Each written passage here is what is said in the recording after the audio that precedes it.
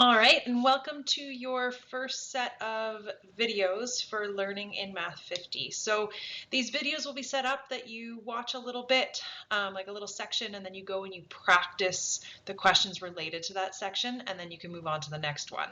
So the first one here is just objective 3, and it's making sure that you know the common sets of numbers. So what it is that when we're talking about numbers, we often classify them into these different sets. And so the first set is the natural number system. So the natural number system we designate with the letter N. And it's the numbers that you're born using.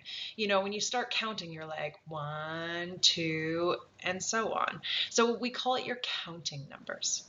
The second classification is called your whole number system. And the way that I remember this is that the number with the whole in it is 0. So the whole number system is all of your natural numbers plus 0. And then integers are positive and negative whole numbers. So it starts at 0 and goes up, but then it also goes down as well. But you'll notice no fractions, no decimals. Then we move up a level to rational numbers, which, you know, these last two haven't made much sense. Like naturals N, whole is W, integers are Z randomly, and rational is a Q. But that's just, again, if we're trying to be lazy and we don't want to write out the word rational. But a rational number is, again, it's including all of the integers, the whole numbers, and the natural numbers, but it's any number that can be written as a fraction. So for example, -3 is an integer. It's not whole, it's not natural, but it is also an integer. But it can be written as a fraction because we can write it as -3 over 1. Same thing with 0, 0 over 1. Same thing with 4, 4 over 1. And then the textbook does this thing that I wish they didn't do, which they start including radicals when we haven't really talked about radicals yet. But you should have this concept of taking a square root is finding a number that multiplies by itself to give you the number under the square root sign. So the square root of 9 is 3, which again can be written as a fraction 3 over 1. But 3 is also an integer, it's also a whole number, and it's also natural.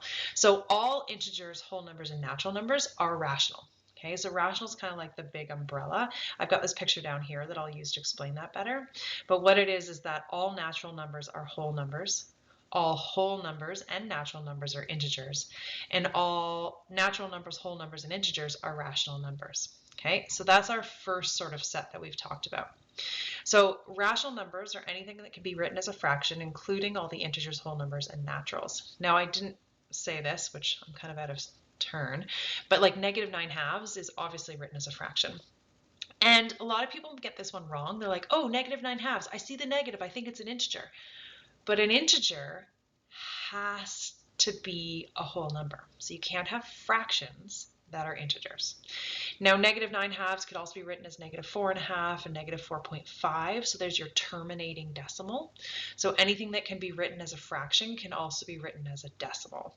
So we've got -9/2 or -4.5. Those are all rational numbers. Same thing with 2/3. 2/3 can be written as a fraction. But if you type 2/3 into your calculator, you get this 0.6 repeating. In other words, 0.6666666. But since repeating decimals can be written as fractions, they are rational numbers. They're numbers that make sense. In fact, if you ever wanted to make a repeating decimal, so let's say we wanted to make like 1, 2, 3 repeating, just in case you're curious, to write as a fraction, normally this would be the tens, hundreds, and thousands.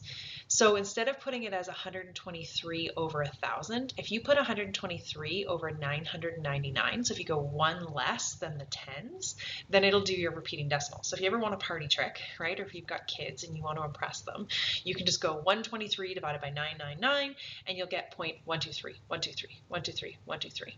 If you wanted to repeat 0.12, instead of putting it over tens, hundreds, you'd put it over 99. And again, your calculator would give you 0.12, 12, 12, 12.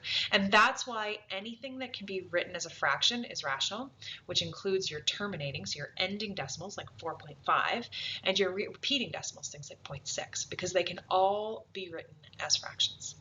Now, on the flip side of that, we've got irrational numbers. Now, irrational numbers are the leftovers, the things that exist in nature, like they are numbers, but they don't really make sense. You can't write them as a fraction. They are non-terminating and non-repeating decimals. So things that are really good examples of irrational numbers are square roots that aren't your perfect squares.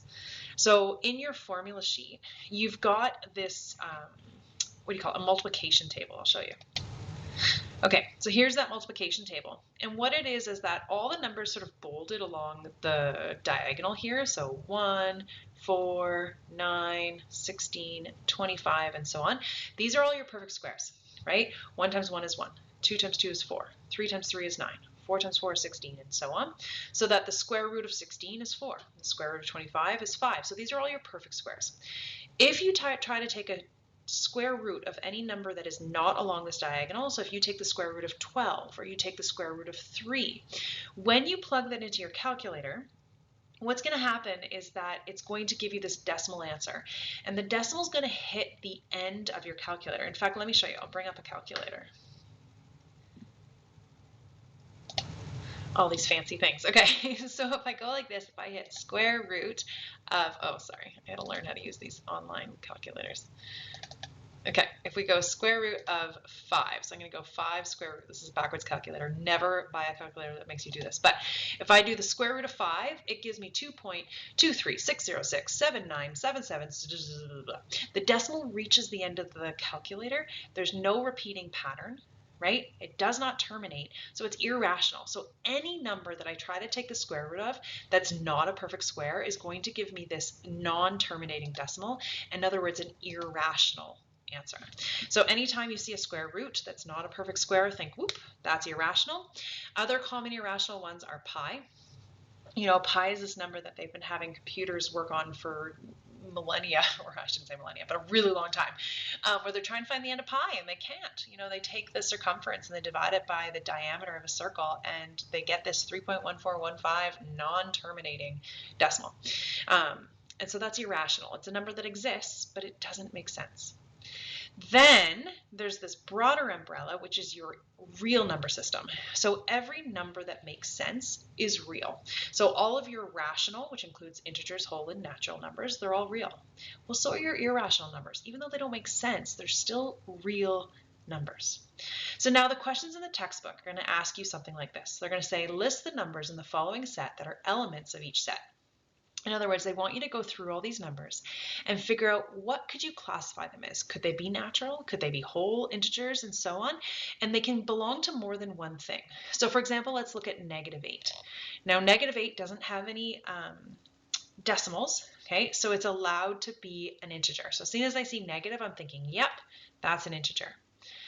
But integers are also rational.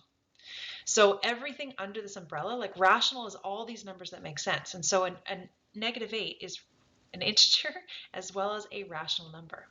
Now the big umbrella is that it's a real number. So we're going to say that -8 is an integer, it's rational, and it's real. Now let's move on to negative square root of 5. So negative times, or -1 times the square root of 5, or negative square root 5. You have to look at the 5. Is 5 a perfect square? And if not, then you know automatically that it's irrational. So negative square root 5 is an irrational number, but it's still a real number. Even though it's this non-terminating decimal, it still makes sense. It still exists in nature. The next one is -9/64. So that, as soon as I see a fraction, I'm like, whoop, rational. So rational is going to be my -9/64. If you're rational, you're also real. Okay, now we move on to 0. 0 is my number with the whole, right? So it always makes me think of whole. So it's not natural. Natural has to start at 1. So it's a whole number, which also makes it an integer, which also makes it rational, which also makes it real. If you feel like you've got the flow with this, feel free to pause the video now and see if you can finish the rest of them, and then unpause and you can listen to me talk through them if you want. Or you can fast forward and go to my answers. Okay, so let's move on to 0.5. So 0.5, as soon as I see a decimal, I'm thinking either rational or irrational. Because it ends, I know it's rational. So I'm going to put 0.5 into my rational, but it's also real. Then I'm going to move into a third. My cue is that this is a fraction, so I know that it's rational. Anything that can be written as a fraction is rational, but it's also real. Then I'm going to move on to 1.12 repeating. So again, the bar line over top means that that part of the decimal repeats. As soon as you have repeating, you know that it's rational. And it's real. And I need my real column to be bigger, aren't I? Then we've got root 3. Again, this is a non-perfect square, so it's not one of the numbers that's on the diagonal. There aren't two numbers that are the same that multiply to give you 3, so I'm going to call that irrational, but it's also real. And then 2, finally we get one. So 2 is this beautiful counting number. So it's natural, it's whole, it's an integer, it's rational, and it's real. And then lastly, pi. Pi is a non-terminating decimal, so it is irrational, but it is still a real number. Now, that's the real number system. So that's all you have to deal with, but maybe you're sitting there being like, well, what numbers aren't real? Like, when would I not put something in this column? So if you are curious about that, there's two examples that we will sort of talk about, we will talk about in this course. The first one, so this is called our, it's not a real number system. So I just paused. I was like, I should check to see what the calculator or your textbook calls it. Every textbook has its own thing. But we're just going to call it the not real number system for now. So we're just going to say not real. I've seen some textbooks call it imaginary, but imaginary only works in a certain circumstance. So we're going to say not real. So there's going to be two examples that we will look at. The first one is a square root again, but it's a square root of a negative number. So something like the square root of -2. When you type in the square root of -2 in your calculator will say error. And that's because this is actually an imaginary or a complex number, which we do deal with, and we'll deal with more in Math 60 if you take that course. But just know for now that numbers that wouldn't be real are numbers that when you plug them into your calculator says error. The other classic example of that is anything divided by 0. So if you plug in your calculator 5 or 6 or 7 or 1 divided by 0, it'll again say error because you cannot divide something into 0 groups. You have it. How do you take something and just make it disappear, right? And so that's not real, right? It does not exist. So we are only dealing with the real number system for now, and but just know that there is an opposite, right? There'd be another circle over here, which would be your not real numbers.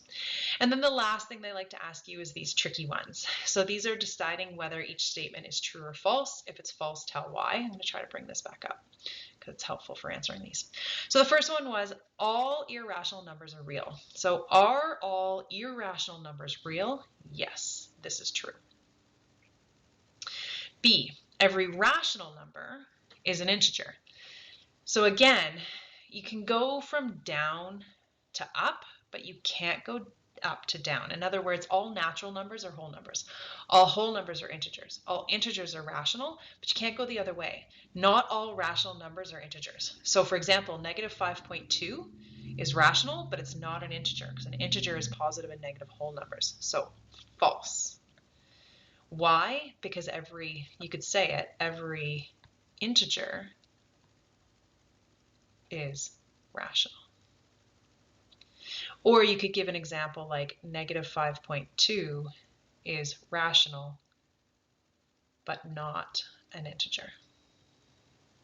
Right? So as soon as you can find a counterexample, so something that breaks the rule, you know it's false. The next one is all integers are irrational. So all integers are irrational? No, they don't connect at all. That is false. That is just completely false, right? No integers are irrational at all. Okay, and then lastly, every whole number is an integer. That is true. All right, so hopefully you feel like you have a good sense of it. So now what you do is you go to the Moodle site or you go to your course package, and there is optional text questions. So you would click on, you clicked on this lecture video to get there. Above there it says now do questions blank and blank. So you would go do that, and then you can move on to the next video. When you finish all the videos, you would then go and write the R.1 quiz. All right, hopefully you feel good.